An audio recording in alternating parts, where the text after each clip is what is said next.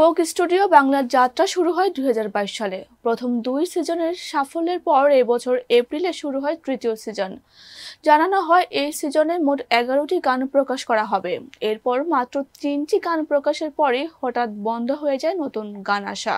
তবে এরই মধ্যে নতুন বছরের জন্য ব্যস্ত সময় পার করছেন কোক স্টুডিও বাংলার মিউজিশিয়ানরা। এমনটাই জানিয়েছেন কোক স্টুডিও বাংলার এক কর্মকর্তা।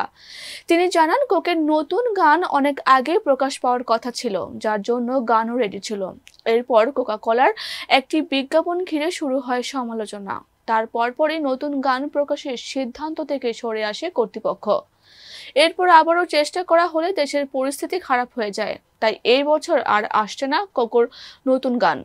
তবে এরই মধ্যে চতুর্থ গান সহ বেশ কয়েকটি গান তৈরি হয়ে আছে, যার ফলে জানুয়ারিতেই নতুন গান আসার সম্ভাবনা রয়েছে বলে জানায় কোক স্টুডিও বাংলার এই কর্মকর্তা। এর আগে গত 13 এপ্রিল প্রকাশ পাওয়া তৃতীয় সিজনের প্রথম গান তাঁতি। এরপর 3রা মে আসে দ্বিতীয় গান মালোমা। সর্বশেষ গানটি প্রকাশ পায় 25 মে, ওয়ারফেজের অবাক ভালোবাসা।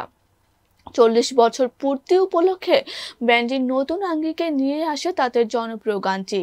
এরপর নতুন গান প্রকাশের জন্য প্রস্তুত থাকলেও তা আর আসেনি।